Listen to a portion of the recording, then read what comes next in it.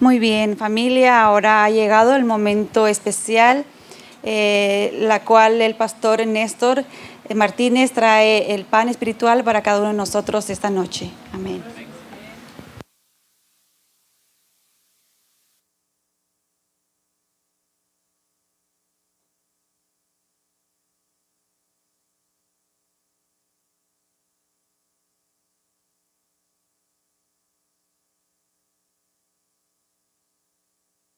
Muy buenas noches, ¿cómo están?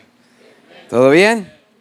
Bueno, qué lindo es poder volvernos a encontrar en esta noche tan especial, en esta semana también del todo especial, donde justamente vamos a poder reflexionar en este libro tan maravilloso que es el libro del Apocalipsis. Y anoche comenzábamos con el texto de Apocalipsis capítulo 1, versículo 3, donde justamente el Señor Jesucristo comienza con los bienaventurados. Bienaventurados son aquellos que leen. Bienaventurados son aquellos los que oyen. Pero por sobre todas las cosas, bienaventurados son aquellos que guardan las cosas en ellas escritas, porque el tiempo está cerca. Este libro maravilloso no es un libro teórico. Este libro maravilloso es un libro práctico.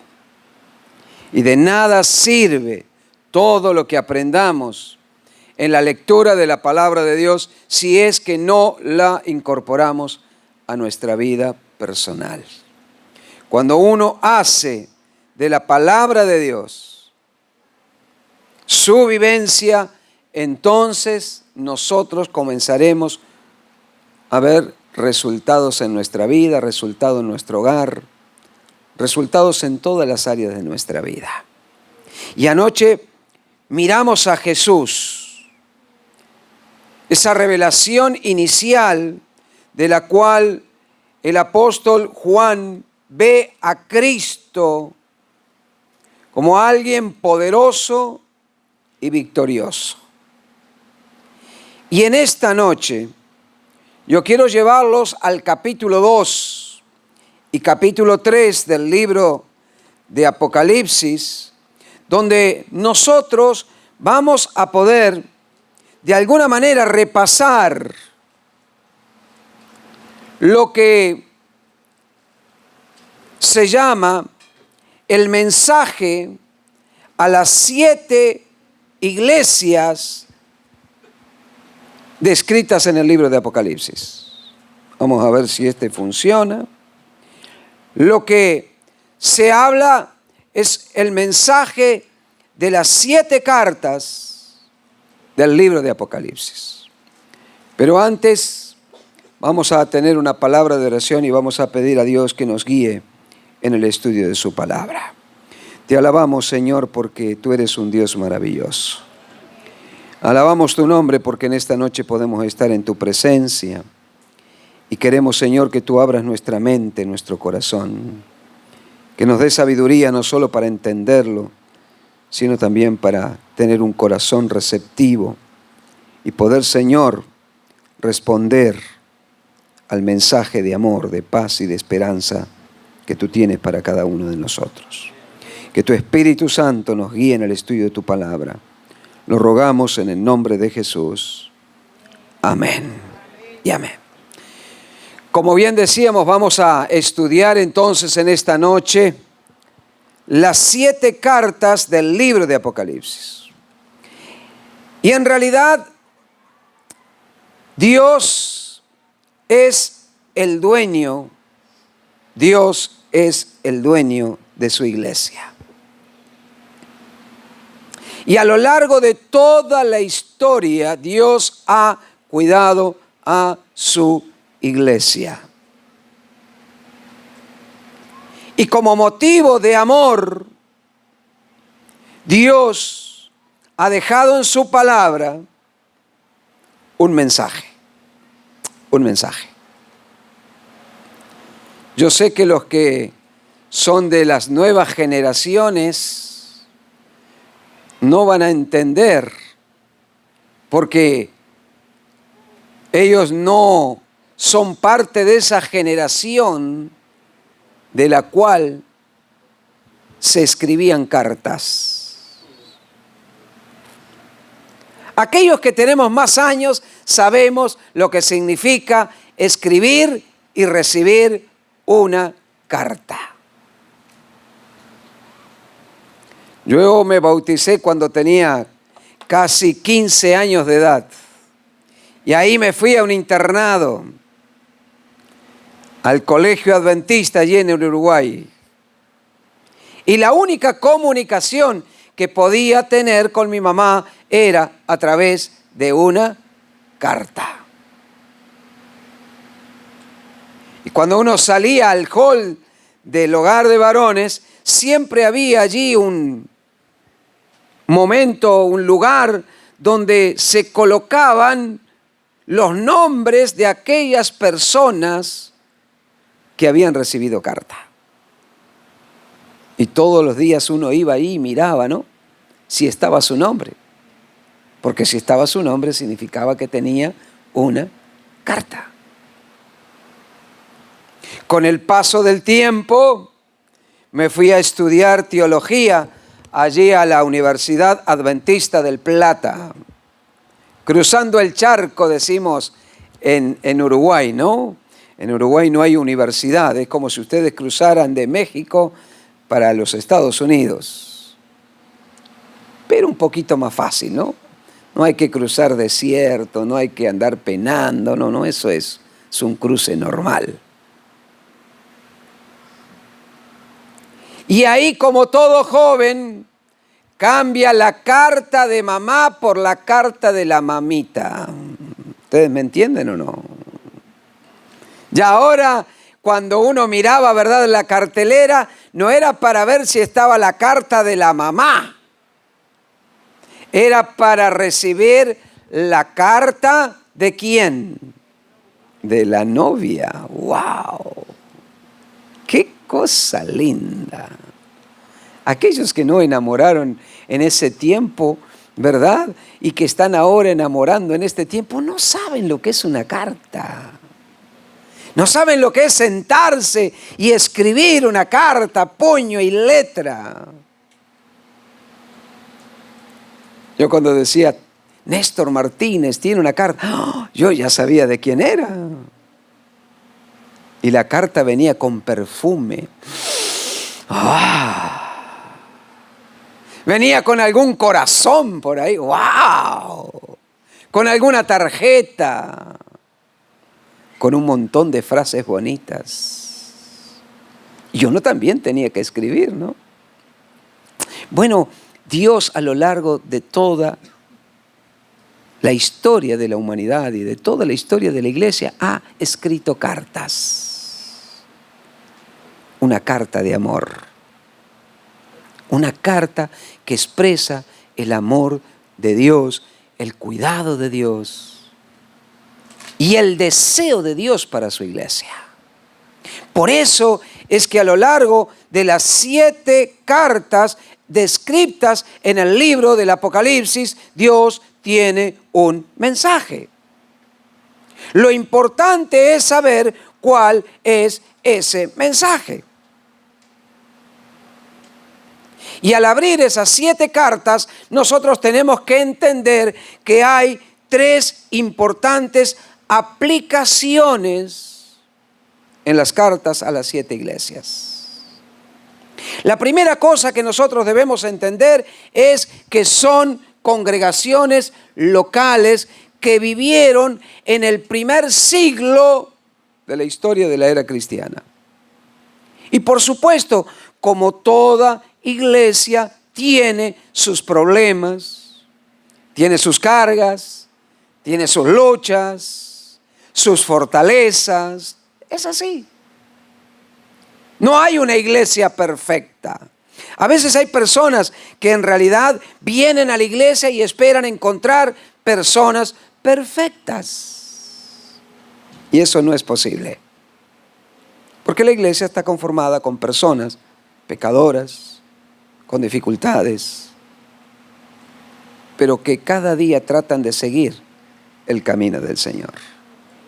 En segundo lugar, ¿verdad? Esas cartas son símbolos de 7 principales periodos de la historia de la humanidad, entre la primera venida de Cristo y la segunda venida de Cristo.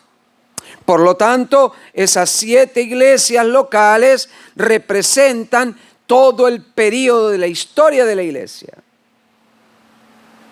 Y en tercer lugar, mis queridos hermanos, esas cartas tienen siempre una aplicación personal. Y creo que de todas ellas esto es lo más importante.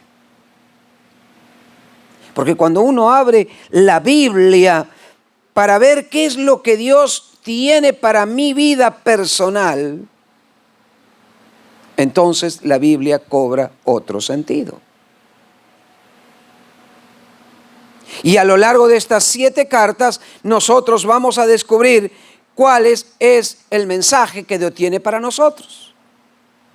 Por lo tanto, a la hora de abrir el libro del Apocalipsis y estudiar las 7 iglesias reales transformadas en 7 símbolos proféticos desarrollados a través de Efeso, Esmirna, Pérgamo, Tiatira, Sardis, Filadelfia y la Odisea, nosotros vamos a encontrar estos 3 mensajes consecutivos. La primera cosa es que el mensaje era para el tiempo del apóstol Juan. Escribe las cosas que has visto y las que son, por lo tanto era en el día de el apóstol.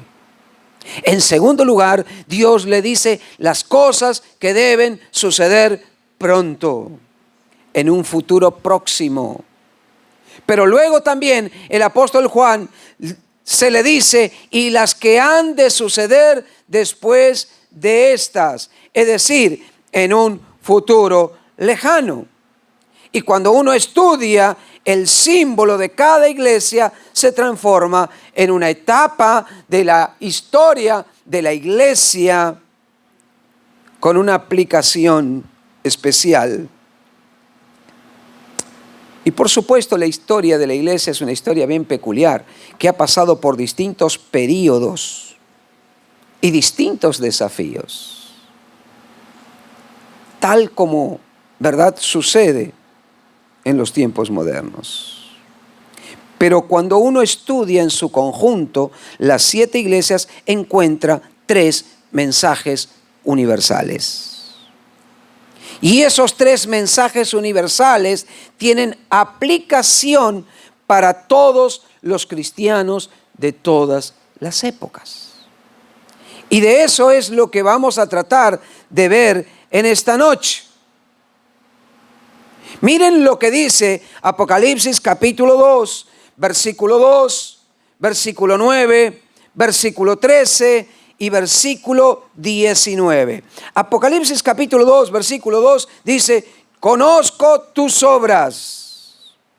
Apocalipsis capítulo 2, versículo 9 dice, conozco tu tribulación y tu pobreza. Apocalipsis capítulo 2, versículo 13, él vuelve a decir exactamente lo mismo, conozco. En Apocalipsis capítulo 2, versículo 19 aparece otra vez la palabra, conozco tus obras, tu amor, tu fidelidad, tu servicio y tu servicio.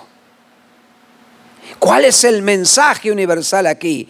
En realidad el Señor me dice, yo conozco tus obras.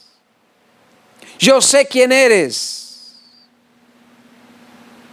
Y en realidad, mis queridos hermanos, hay algo que debemos entender a lo largo de la vida cristiana que tiene que ver con la motivación por lo cual nosotros hacemos lo que hacemos.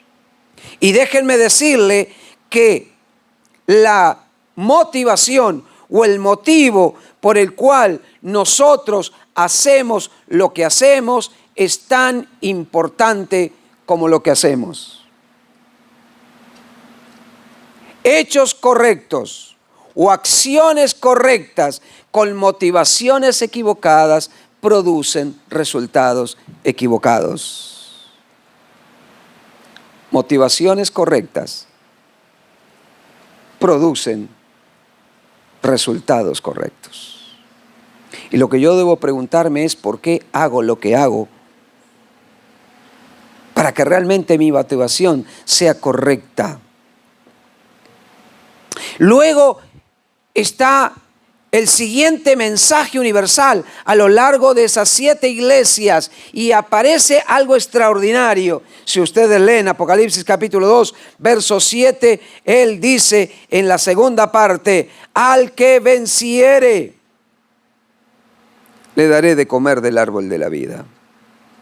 Luego usted lee el versículo 11 del capítulo 2 y vuelve a decir en la segunda parte, el que venza no recibirá daño de la segunda muerte. Cuando usted mira el versículo 17 de Apocalipsis capítulo 2, segunda parte, dice, al que venza le daré del maná escondido y una piedrecita blanca. Luego, en el verso 26, otra vez aparece exactamente la misma frase. Al que venza, guardaré mis obras hasta el fin, le daré autoridad sobre las naciones. Indudablemente aquí aparece algo que está implícito en la frase al que venciere.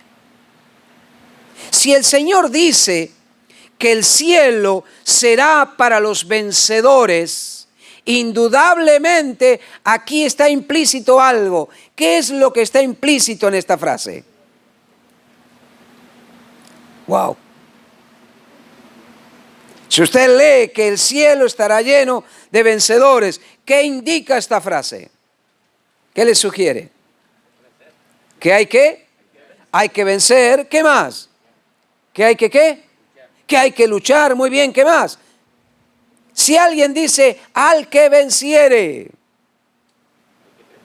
hay que prepararse. ¿Qué más? A ver si a este lado surge alguna idea. Cuando usted le dice al que venciere, ¿qué le sugiere esta frase? Si hay un vencedor, indudablemente hay un perdedor, pero indudablemente también hay ¿qué cosa? Una lucha. Porque no se puede vencer sin una lucha. Y esto indica también que el camino del cristiano es un camino de lucha permanente. No es un camino fácil. Por eso muchos optan por un camino fácil. Y cuando ustedes miran a Jesús, dice que en realidad ancho es el camino que lleva ¿hacia dónde? Hacia la perdición. Muchos pasan por ese camino o optan por ese camino. Pero angosto y dificultoso es el camino que lleva hacia la salvación. Mis queridos hermanos, si usted está atravesando un momento difícil, no desista. No desista. Hay muchos momentos difíciles en la vida del cristiano. No es fácil la vida del cristiano. Por eso él en su carta a las 7 iglesias que atravesaron momentos difíciles en la historia de la humanidad, le dice, solo los vencedores entrarán en el reino de los cielos.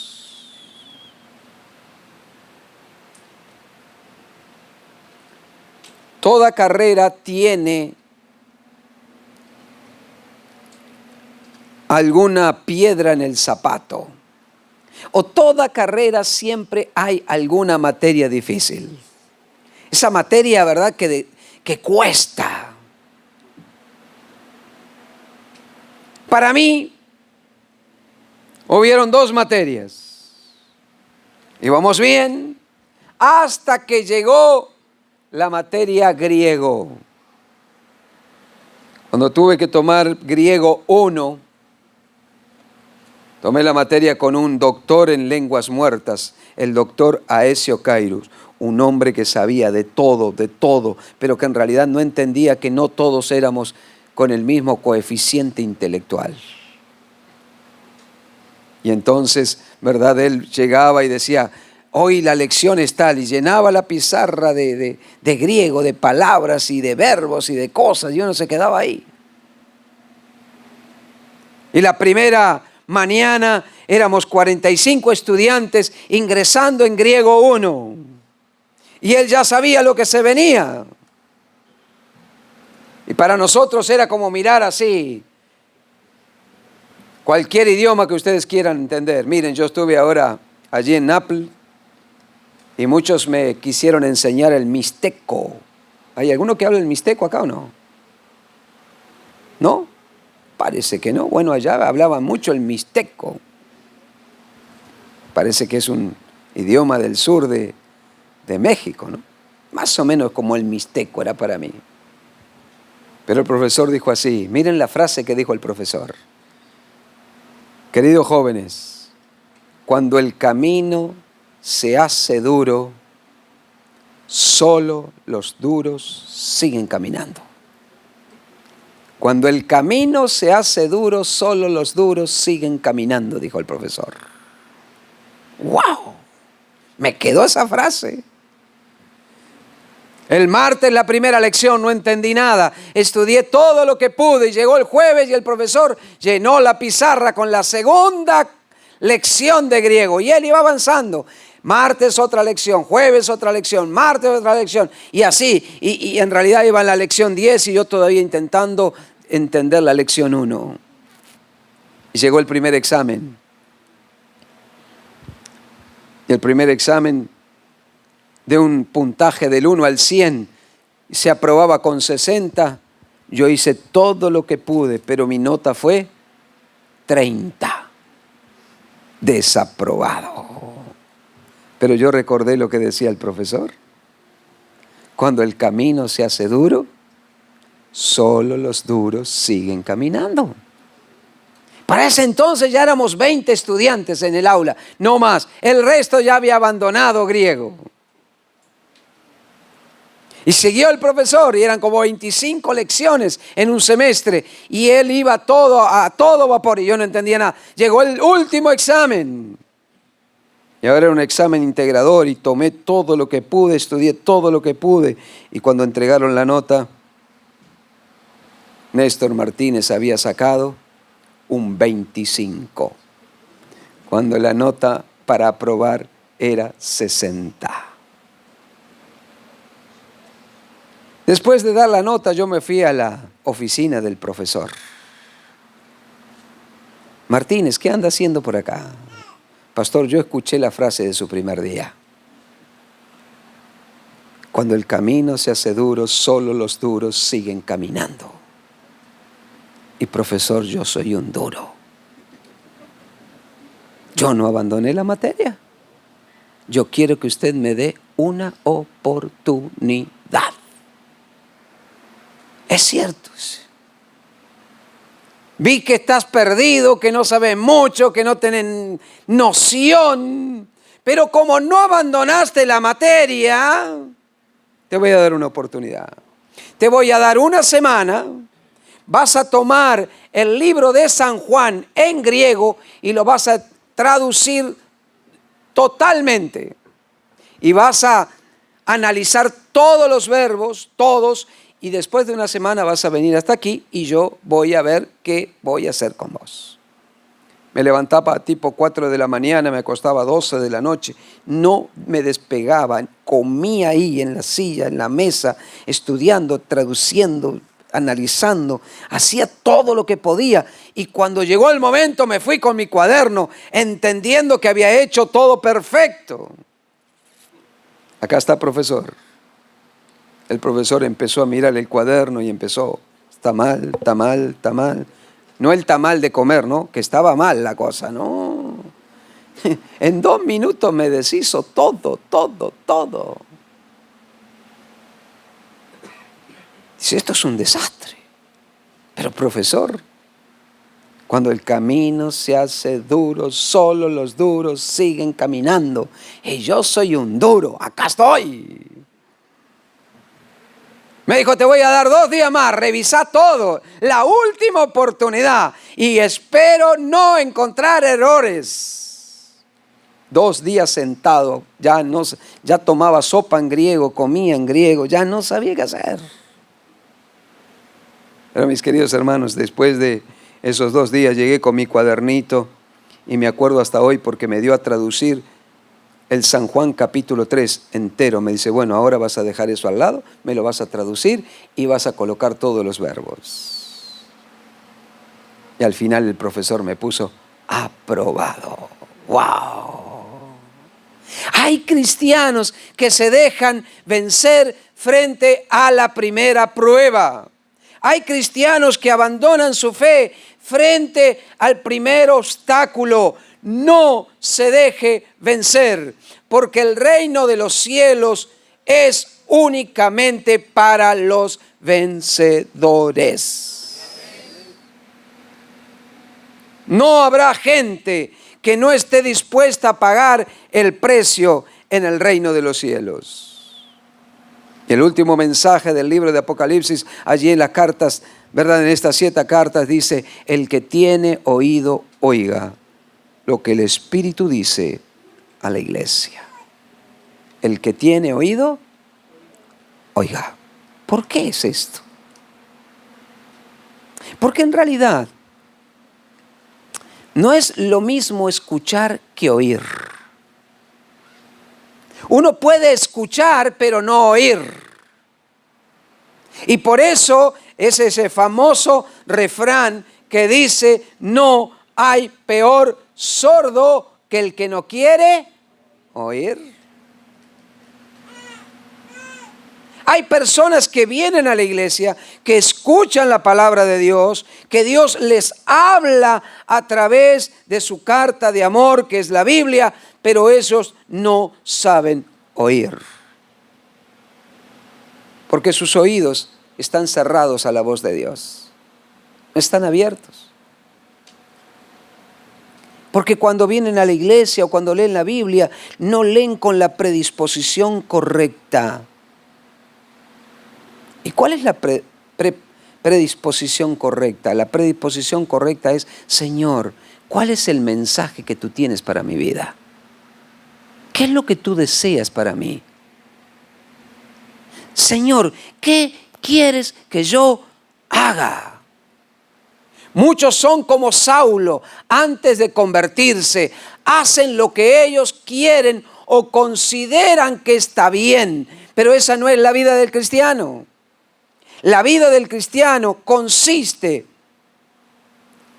en dejar el yo a un lado, abrir el corazón, abrir nuestros sentimientos, nuestra mente, nuestro oído y dejar que el Espíritu Santo, a través de su palabra, nos diga y nos indique qué camino debemos tomar. Por eso, si a lo largo de esta semana Dios te habla y tú tienes que tomar decisiones para el Señor, no dejes pasar el momento.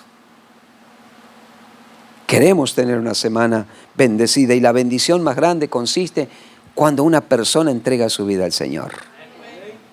Y a veces hay personas que asisten a la iglesia por años, estudian toda la Biblia, asisten a una campaña, asisten a otra, pero no toman decisiones.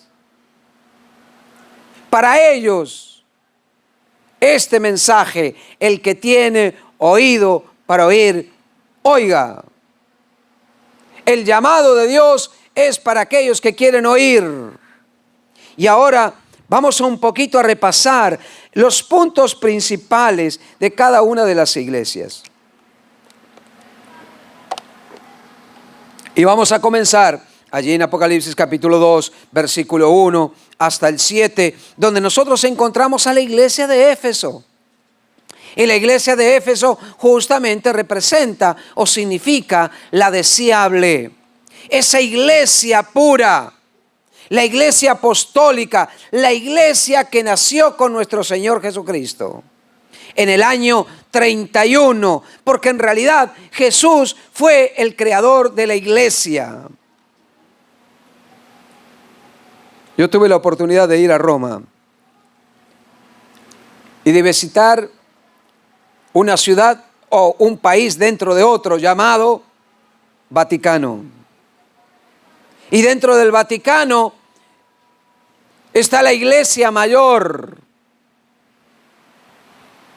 Y allí usted puede entrar y en el atrio de la iglesia mayor del Vaticano usted encuentra un tremendo altar donde dice que se encuentran los restos del apóstol Pedro. Porque de acuerdo a la iglesia católica, el fundador de la iglesia fue Pedro. Pero la iglesia cristiana no fue fundada por Pedro. Por eso nosotros no somos pedrianos, somos cristianos, porque el fundador de la iglesia fue Cristo. Sobre esta roca, dijo Cristo, edificaré mi iglesia. La iglesia de Cristo no está basada o fundada por un ser humano, la fundó Cristo. Por eso es una iglesia triunfante. Esta iglesia pura que salió de Cristo cuando Él estuvo en esta tierra y convivió con sus discípulos, vivió distintas etapas. Esa iglesia de un crecimiento tremendo de Hechos de los Apóstoles, ¿no? Donde Pablo predicaba y fundaba una iglesia. Y ellos tuvieron una característica, contendieron por mantener pura la fe cristiana frente a las herejías paganas que se infiltraban en la iglesia a través de pseudos cristianos. Es interesante porque Hechos de los Apóstoles es una iglesia explosiva, ¿no? Tanto es así que no había bautismo una vez cada tanto. Ustedes leen Hechos de los Apóstoles, dice, y el Señor añadía cada día a su iglesia a los que habían de ser salvos. Todos los días. Y me imagino, ¿no? El bautisterio lleno siempre. ¿Por qué? Porque las personas estaban ávidas de conocer a Dios, de entregar su vida a Dios y entendían que eso era lo mejor. Ahora la iglesia fue creciendo y entonces comenzaron las complicaciones. Y allí nosotros tenemos ese no solo elogio, sino también ese reproche, ¿no?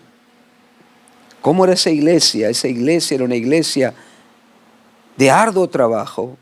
Era una iglesia, ¿verdad?, llena de obras, de paciencia. Pero lo peor que le puede pasar a un ser humano es perder, ¿qué cosa? Su primer amor. Su primer amor. Usted está casado con él, ¿verdad?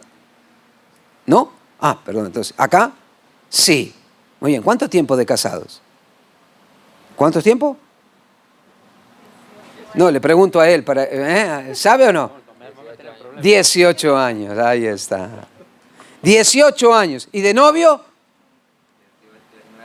¿Cómo? ¿Cómo 19? ¿Un año de novio? Un año de novio y 18 de casados. Ahí está, muy bien. Lo hice titubear, ¿no? Ahora, ¿recuerda, hermanita querida, cómo él era en su primer año? ¡Wow! ¿Así o no? ¿Quién no recuerda su primer amor? ¿Cómo era ese primer amor?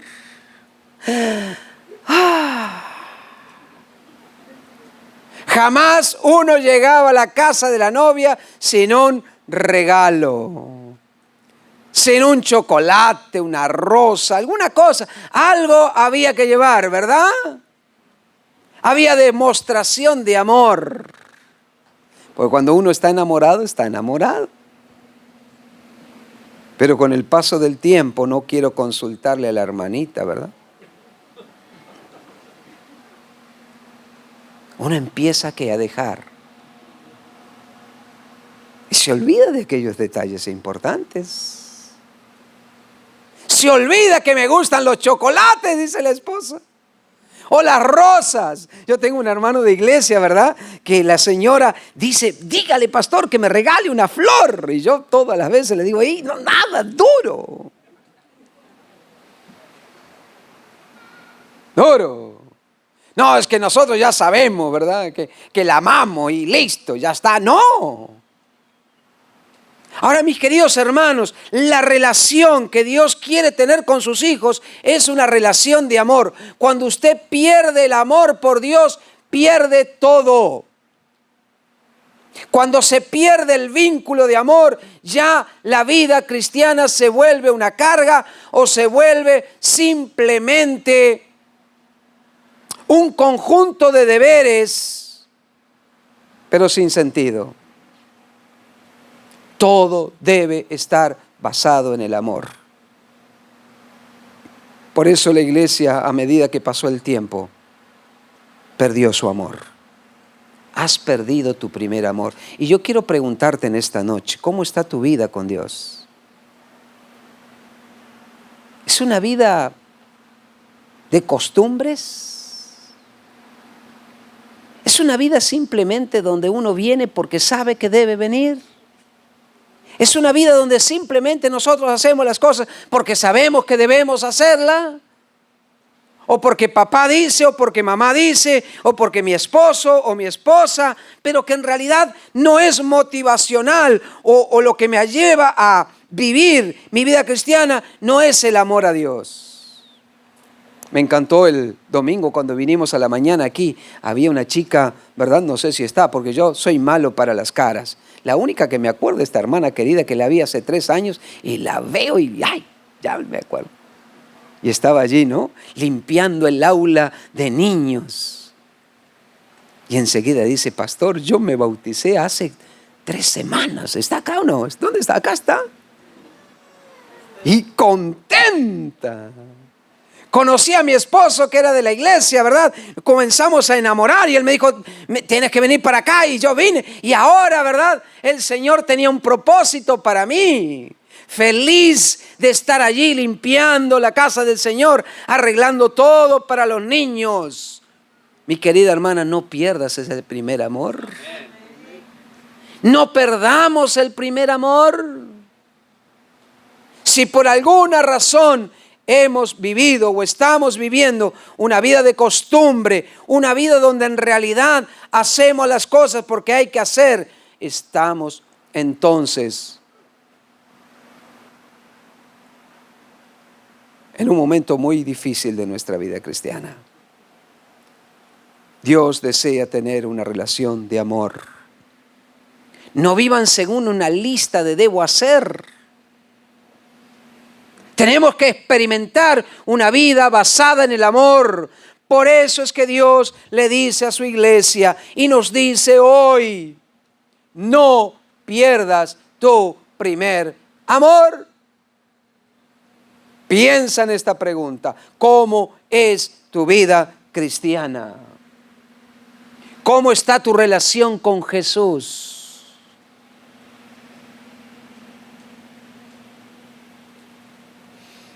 Vamos, hermanos, a la segunda iglesia. El tiempo es tirano, podríamos decir muchas cosas. Y ahora tenemos la iglesia de Esmirna, ¿no? El olor suave. Esa iglesia, ¿verdad? Que, ¿verdad? Estaba allí.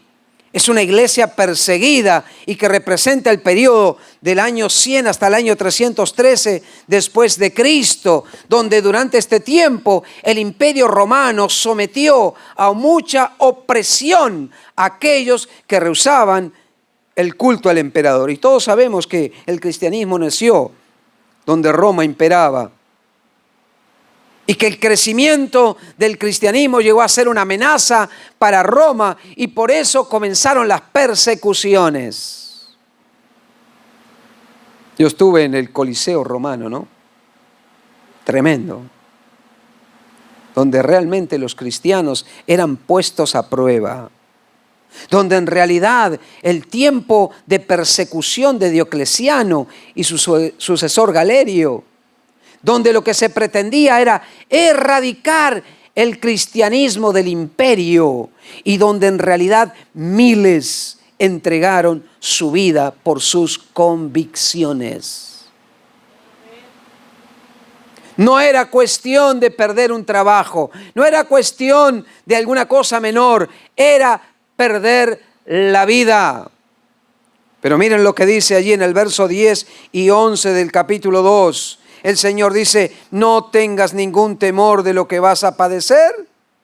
El diablo ha de enviar a alguno de vosotros a la cárcel para que seáis probado y tendréis, ¿qué cosa? Tribulación. Pero ¿qué dice el Señor? Sé fiel hasta la muerte. Y yo te daré la corona de la vida. Sé fiel hasta la muerte. La fidelidad para con Dios es una fidelidad mucho más grande que simplemente algo superficial. Las personas entendían que esta vida sin Cristo no era nada y que la primera muerte en realidad no era un problema para aquel cristiano que entregaba su vida. Porque cuando usted intenta salvar su vida, dice Jesús, la perderá, y aquel que pierde su vida por causa de mí, la salvará. Por eso el Señor lo primero que dice, yo te voy a dar, ¿qué cosa? La corona de la vida. No una vida de 60, de 70, de 80, de 90 años. Mi papá mañana cumple 80 años. No son nada frente a la vida eterna. Pero además de eso, el Señor dice lo siguiente, que en realidad usted puede vivir para siempre con Dios. Y por supuesto, todas las promesas que están aquí en el libro de Apocalipsis tienen que ver con aquellos que son fieles y vencedores. Aquellos que por medio de la fe en Cristo Jesús prefieren morir antes que rechazar al Señor. Y sigue la iglesia de Pérgamo, esa iglesia, mis queridos hermanos, donde ahora se transforma en la iglesia de la transigencia. Ese periodo que abarca del año 313 hasta el año 538, donde en realidad interviene un emperador que cambió la táctica para poder vencer a los cristianos. En este periodo se introdujeron las falsas doctrinas que los verdaderos seguidores de Dios combatieron con la Reforma. Y allí nosotros tenemos al famoso Constantino, quien firmó el edicto de tolerancia, donde se hizo pseudo cristiano y dio la libertad de culto a los cristianos, pero tuvo la brillante idea de unir la iglesia con el Estado e introdujo el paganismo en la iglesia. Muchos pseudo cristianos se introdujeron en la iglesia y allí comenzaron a practicarse cosas que no eran parte de la vida cristiana. Y por supuesto Constantino era el emperador, pero también se constituyó en el máximo pontífice del paganismo. Y es en el año 321 donde él mismo da la primera ley, haciendo obligatoria la observancia del día domingo, práctica que adoraban los paganos y que se fue introduciendo poco a poco en el cristianismo. Además de eso, en el año 29 fue la sede del primer culto rendido a una vida de un emperador y se dedicó un templo a la adoración conjunta de la diosa, ¿verdad?, de Roma, personificado en el espíritu del imperio, al emperador Augusto César. Mis queridos hermanos, allí llegó Domiciano, que insistía en ser adorado como Señor y Dios. Y Pérgamo dice que tenía el templo de Zeus, donde adoraban a una serpiente viva, símbolo de Satanás. ¿Cuál es la recompensa del Señor para esta iglesia? Dice el verso 17, el que tiene oído oiga lo que el Espíritu dice a la iglesia. Al que venza le daré del maná escondido. Y no solo eso, sino una piedrecita blanca y en ella escrita un nombre nuevo que conocerá solo el que la reciba. El maná escondido y una piedrecita blanca y un nombre nuevo. El maná era símbolo de Cristo y la piedra blanca era un emblema de honra que recibían aquellos vencedores. ¡Qué cosa bonita! Llegamos a Tiatira. Y allí en ese mensaje a Tiatira, en esa iglesia, ¿verdad?, de la Edad Media, donde tristemente, ¿verdad?, sucedieron muchas cosas a partir del año 38 hasta el año 1517. Esta iglesia es donde el periodo de la luz de la verdad casi deja de brillar. Porque aquellos que habían empezado a introducir, ¿verdad?, falsas doctrinas, comenzaron también a tener liderazgo en la iglesia y comenzaron a introducir aquellas cosas que jamás el Señor había enseñado. Por eso, justamente, le habla a la iglesia y le habla y le dice: tengo contra ti que toleras a esa mujer Jezabel, dice el verso 20, ¿no? Que dice que se profetiza y seduce a mis siervos y les enseña a fornicar y a comer cosas ofrecidas a los ídolos. ¿Quién era Jezabel en el Antiguo Testamento? Era esa mujer pagana, sacerdotisa del dios Sol, que se casó un día con Acab, rey de Israel. Y en vez de Acab traerla a Jezabel hacia la verdad, Jezabel llevó a Acab hacia el error y hacia la apostasía. Por eso Jezabel es un símbolo de la apostasía y de la corrupción abierta que la iglesia vivió en el tiempo de la Edad Oscura. Y la iglesia se paganizó de tal manera que dejó las enseñanzas bíblicas e incorporó las tradiciones humanas y conceptos filosóficos griegos de los cuales todavía muchas personas creen. Una de ellas es el estado de los muertos. Qué interesante. Pero esa iglesia tenía además un templo dedicado a Apolo, dios del sol, principal deidad de la ciudad. Por eso, la iglesia de Tiatira representa esa edad oscura de la iglesia, donde en realidad el cristianismo fue más pagano que cristiano. Pero recuerden lo que dijimos al principio, parecía que la iglesia iba a sucumbir, pero la iglesia de Dios la cuida Dios. Y Dios siempre se preocupa cuando su verdad es mezclada con falsas doctrinas. Por eso, allí hay una esperanza en medio de toda esta oscuridad. Y Apocalipsis capítulo 2, versículo 24 dice lo siguiente: pero a los demás que están en Tiatira, a todo el que no tiene esa doctrina y no ha conocido lo que ellos llamaron los profundos secretos de Satanás, os digo. ¿Qué dice el Señor? No os impondré, ¿qué cosa?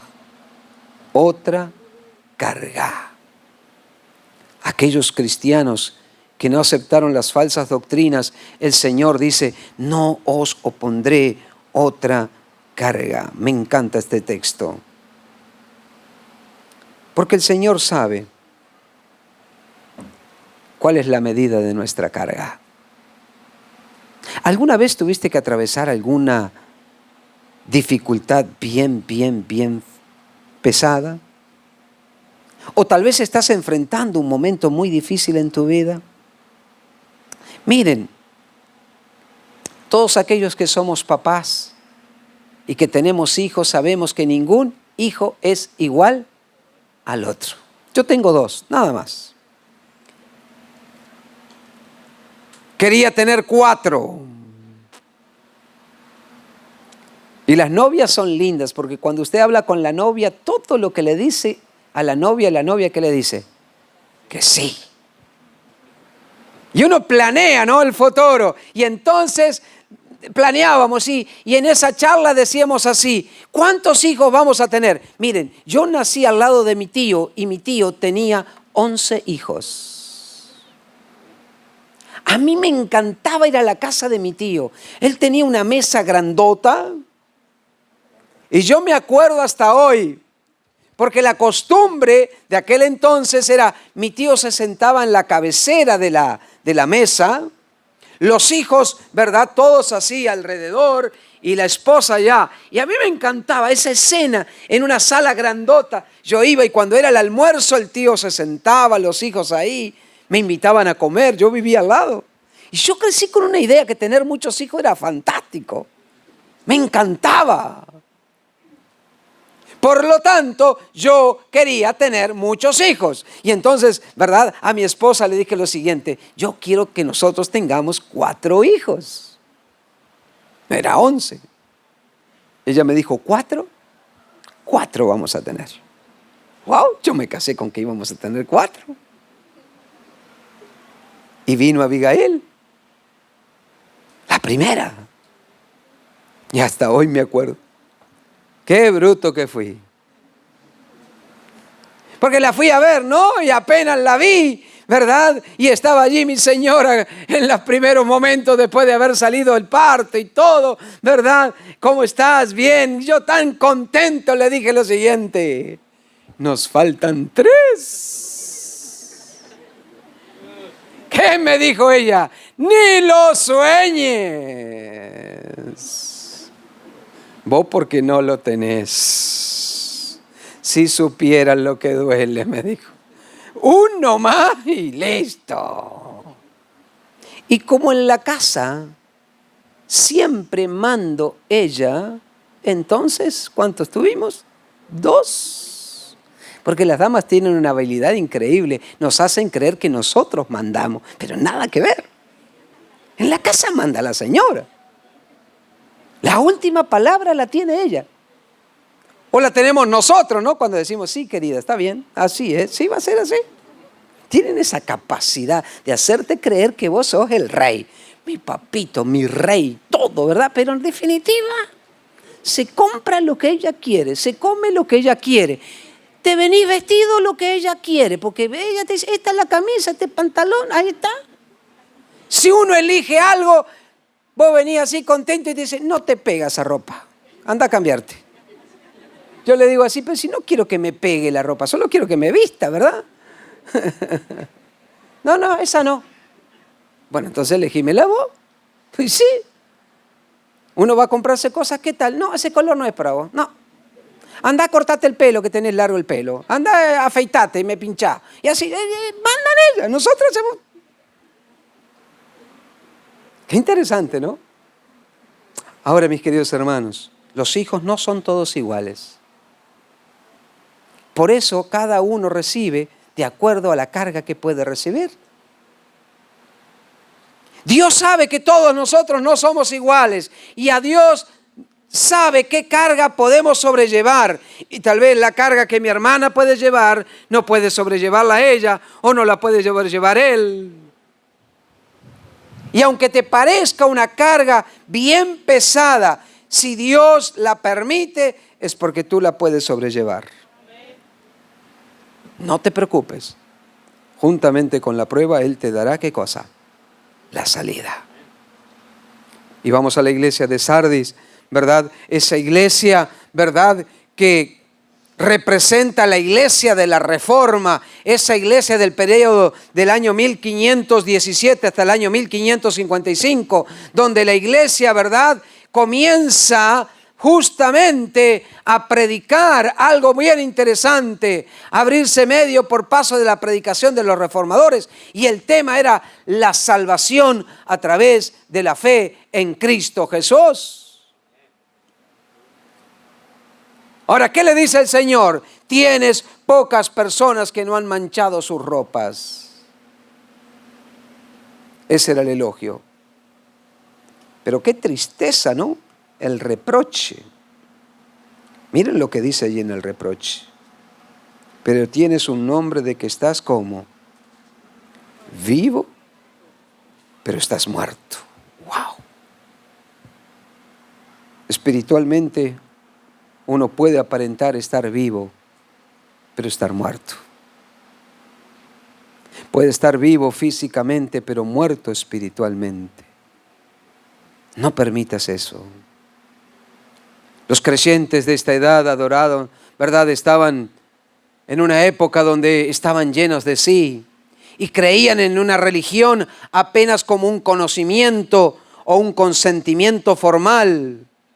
Y estaban bajo la seguridad de la doctrina correcta, pero no vivían el plan de la salvación. Y llegamos a la iglesia de Filadelfia, donde justamente representa el tiempo de la segunda venida de Cristo, de la gran predicación milerista, donde justamente, ¿verdad?, hay un estudio profundo de la Biblia, y como producto de ese estudio profundo de la Biblia surge el verdadero reavivamiento espiritual.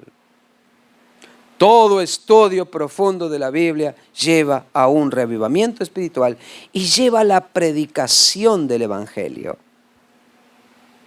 No hay cristiano que tenga una vida profunda con Cristo que no se transforme en un misionero. No se puede. Porque aquellos que amamos a Cristo tenemos que contar acerca de lo que Dios ha hecho por nosotros. Y allí nosotros encontramos a esta iglesia llena de elogios. Has guardado mi palabra y no has negado mi nombre. Es la única iglesia que no tiene reproche. Pero llegamos al fin. Y allí encontramos a la iglesia de Laodicea.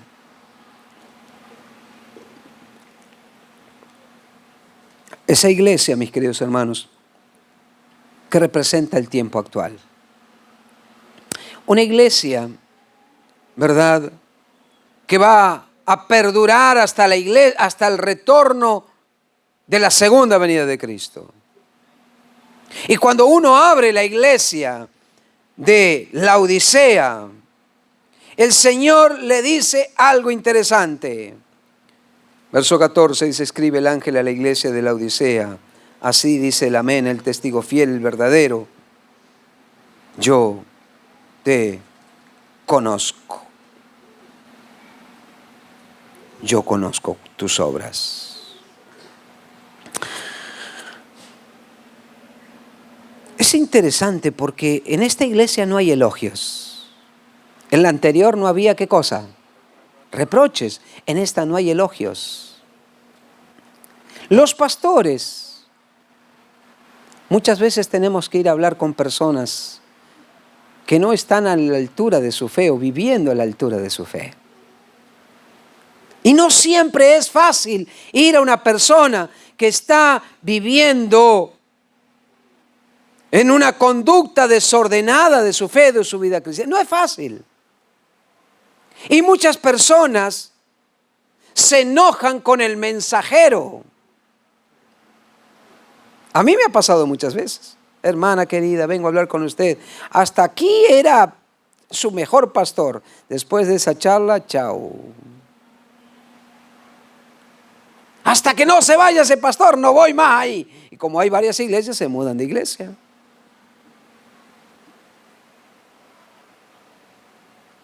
Pero a mí lo que me interesa aquí es saber que quien me dice esto no es un ser humano, es Dios. Y Dios dice lo siguiente: yo te conozco. Yo te conozco. Y miren cómo dice, ¿no? El problema tuyo es que no eres ni frío ni caliente.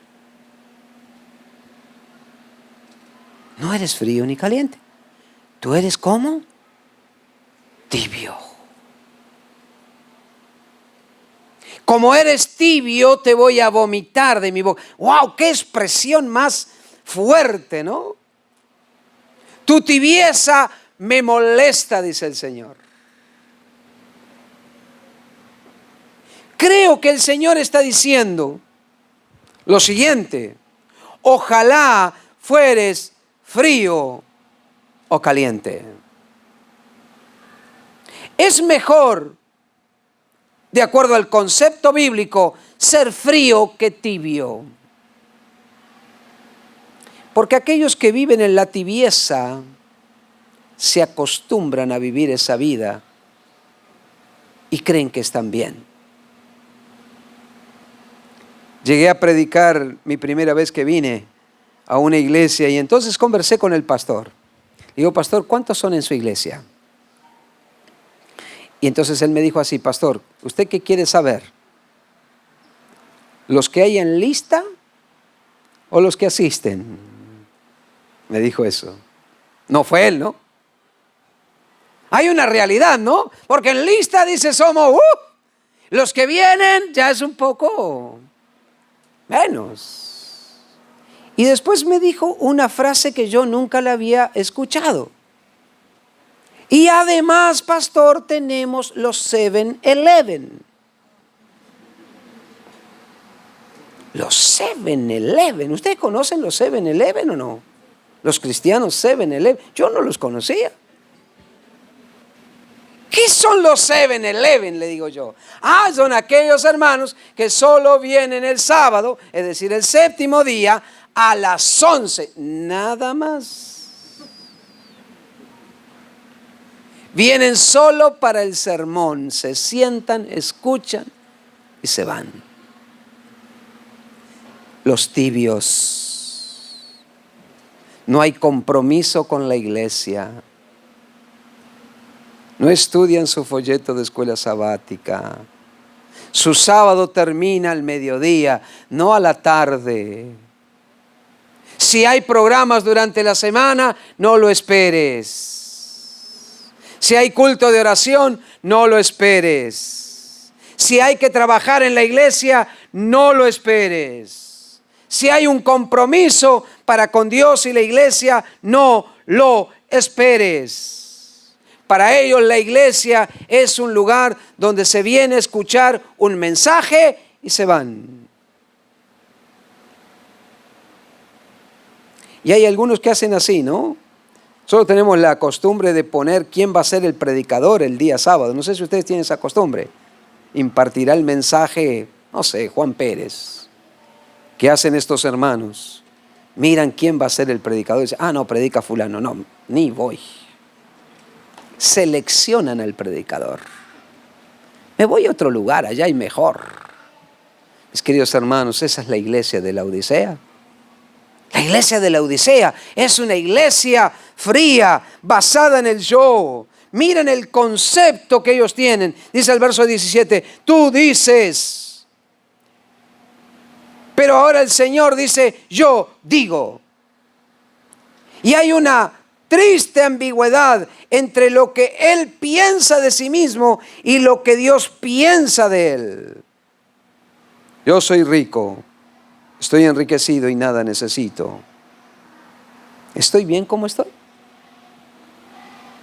A veces uno visita a algún hermano y una hermana dice, ¿cómo anda, hermano? Bien, pastor. Y usted le dice, ¿bien, bien? Sí, bien. ¿Está segura que anda bien? Bueno, ¿verdad? Porque usted ya sabe que no está bien, pero cuando usted va, está bien. Visitaba un matrimonio, ¿verdad? Cuando hay problemas en el hogar, en el matrimonio, ¿quiénes son las primeras que hablan?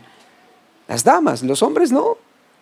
Me dice, pastor, venga a visitarnos porque no estamos bien con mi esposo. Pero usted no diga nada, así hace la dama. Usted no diga nada, usted viene como que... No se preocupe, yo voy. Estaban los dos, la señora se encargó de que él estuviera. Viene el pastor, ¿qué viene? No sé, me dijo que venía. Ahí está. Llegamos, estaba el marido, estaba la esposa, los hijos. Nos sentamos y le digo, ¿y cómo andan? Bien, pastor, dice él. Entonces le digo al esposo, ¿y cómo anda el matrimonio? Bien, pastor. Y la señora miraba para todos lados, no sabía qué hacer. ¿Bien, bien? Sí. De 10, pastor, bien. La señora parecía que le saltaba algo, ¿verdad? Entonces dice, ¿y por qué no le dices la verdad? Si sabes que no estamos bien. ¡Opa! ¿Cómo que no estamos bien? Pero sabes que no estamos bien.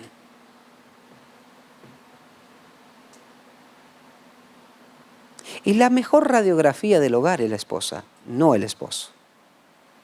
Para el esposo andar bien es tener comida, cama, ropa limpia, algunas cosas básicas. Somos muy básicos. Y cuando la señora se queja, ¿de qué te quejas? Tener comida, cama, abrigo. No te falta. ¿Qué te quejas?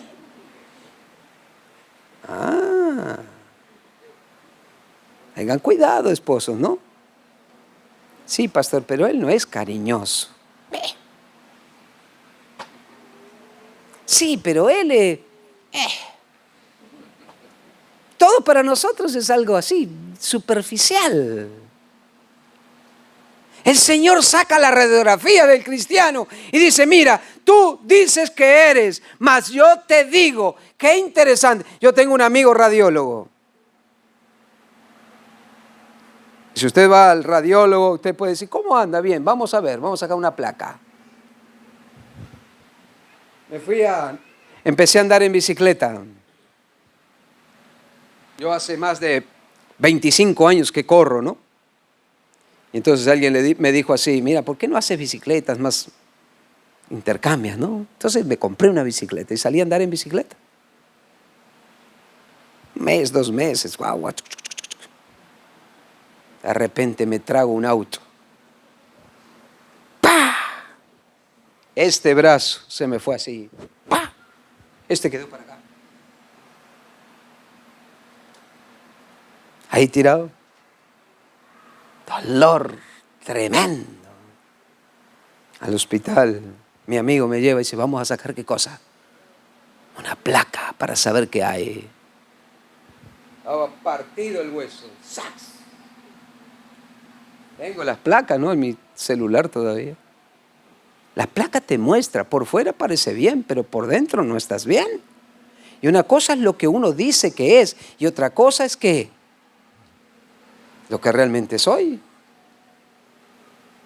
Yo una vez tenía una jovencita que venía y venía y venía y venía y venía a la iglesia, y cada vez que había bautismo ya no se quería bautizar. Y fui a visitarla y le digo al papá y la mamá, me dejan solo, quiero hablar con ella. Porque cuando el camino se hace duro, solo los duros siguen caminando. No puede ser, hay algo que pasa.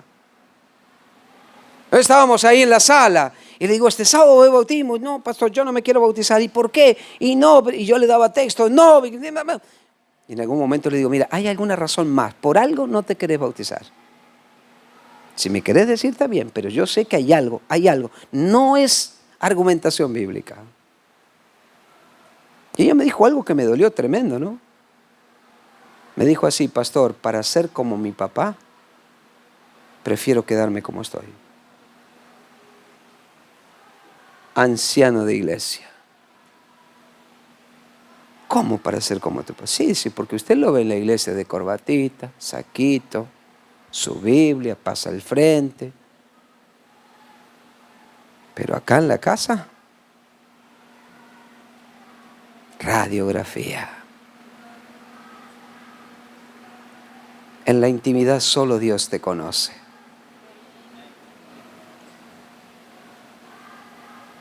Y te conoce tan profundo que dice, mira, tú tienes un concepto erróneo de lo que tú eres y de lo que tú dices ser. Y aunque lo que dice el Señor que somos, porque esa es la realidad, y nos dice que somos desventurados, miserables, pobres, ciegos y desnudos. ¡Wow! Una radiografía tremenda. Pero gracias a Dios que el Señor no solo me da la radiografía. Lo triste sería que el Señor me dijera mi triste condición y no me diera la solución. Entonces el Señor, después de darme verdad esa radiografía, dice, yo te aconsejo que compres de mí el oro refinado las vestiduras blancas, el colirio, porque yo reprendo y castigo a todos los que amo. Sé pues celoso y arrepiéntete. No es un problema si es que tú aceptas el diagnóstico del médico de los médicos y buscas la solución. El oro de la fe y el amor, las vestiduras blancas de la justicia de Cristo y por supuesto el colirio que nos ayuda a ver, a discernir las trampas del enemigo, evitar el engaño, discernir el pecado y aborrecerlo y ver con claridad la verdad para poder, ¿qué cosa? Obedecerla. Mis queridos hermanos, tenemos que cerrar. Y hoy nosotros tenemos un mensaje del Señor, porque el Señor tiene la solución a nuestro problema. Y a pesar de que Él busca impresionar nuestra mente con un mensaje que parece estar lleno de reproches, eso es simplemente para ayudarnos a reaccionar y a poder encontrar y buscar un cambio. Por eso Apocalipsis termina en ese mensaje a las 7 iglesias diciendo: yo estoy a la puerta y llamo. Yo estoy a la puerta. Qué cosa más bonita. Un poquito más bajo. Yo estoy a la puerta y llamo. Si alguno oye mi voz y abre la puerta, entraré a él, cenaré con él y él conmigo. ¿No es maravilloso? La solución está en abrir la puerta a nuestro Señor Jesucristo. Ay, Señor, todavía me faltan muchas cosas. Mira, el Señor sabe cómo somos, pero sin embargo, Él viene a la puerta de nuestro corazón esperando que yo le abra. Yo puedo escuchar a través de su palabra que el Señor me llama, pero una cosa es escuchar que Él me llama y otra cosa es responder al llamado. Y Dios me ha dejado a mí la prerrogativa de abrir la puerta o no. Pero mientras tú tienes la puerta cerrada, Él sigue golpeando. Porque si hay algo que el Señor quiere es nuestra salvación. Si hay algo que el Señor desea es no irse de tu vida sin que tú le abras la puerta y Él pueda entrar. En esta noche yo sé que tenemos personas que todavía no han entregado su vida al Señor. Y yo quiero orar por ellos y quiero pedirles que puedan abrir la puerta de su corazón. Aquí está Danilo, ¿verdad? ¿Dónde está Danilo? ¿Dónde está? Yo no lo ubico. ¿Dónde está? A ver. ¿Me levanta la mano? Estaba, porque está. ¿Cierto? A ver, ¿dónde está? No se preocupe que no voy a hacer nada. Solo quiero saber dónde está. Ahí está. Está un poco tímido. No te preocupes, Danilo, que no hay nada acá. También está Sandra. ¿Dónde está Sandra? ¿Dónde está? A ver. ¿Quién es? Ah, usted. Ay, qué bien. Mire, pero estábamos acá nomás. ¿Y Luis? Luis es él. Muy bien. ¿Y dónde está Lexdi? ¿Puede ser? ¿Dónde está? Ah, allí, qué bien. ¿Son todos tímidos acá, pastor? ¿O es que, bueno, muy bien? ¿Dónde está Johnny? ¿Dónde está Johnny? Acá está Johnny. Johnny, ahora sí, él fue el primero. Muy bien. ¿Y César Augusto? ¿Dónde está? ¿Dónde está César? Ah, ya está. Qué cosa linda. Bienvenido. ¿Hay alguien más que no está en la lista y que todavía no entregó su corazón a Jesús? Ah, muy bien. Ahí está. Hay un hermano. ¿Cómo se llama él? Miguel y Diego. Ah, muy bien. Bueno. Vamos a colocar ahí la música, porque yo quiero orar por ellos.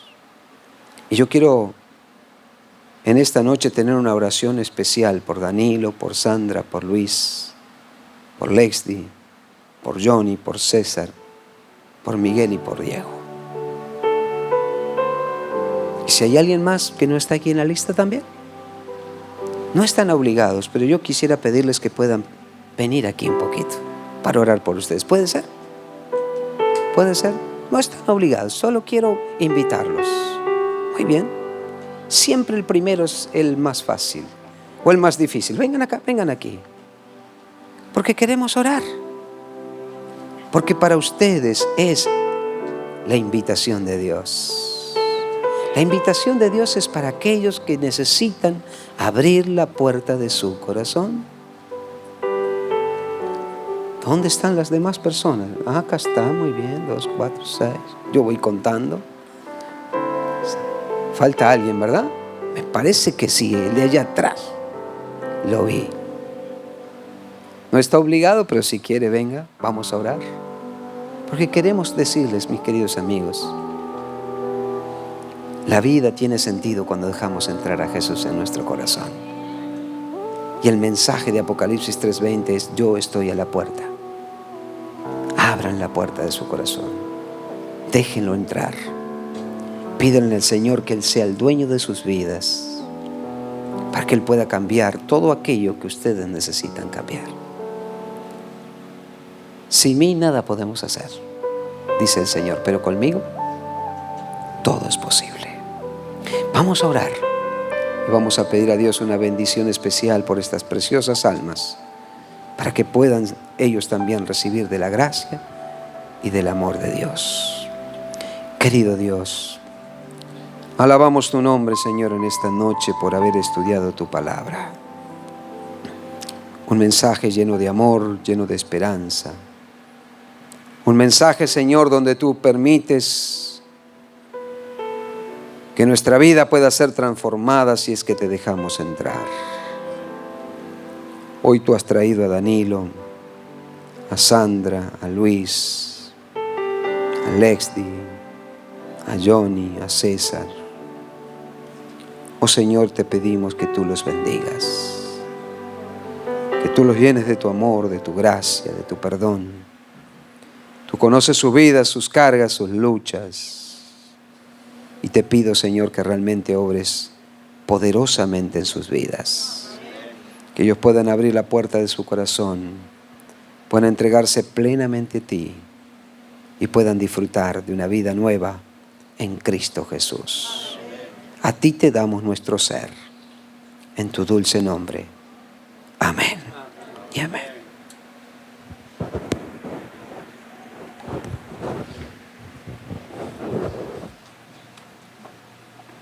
Muy bendecida, yo he aprendido muchísimo.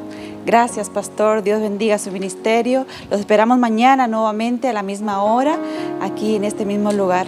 Que la paz de nuestro Dios sea con cada uno de ustedes. Dios los bendiga. Amén.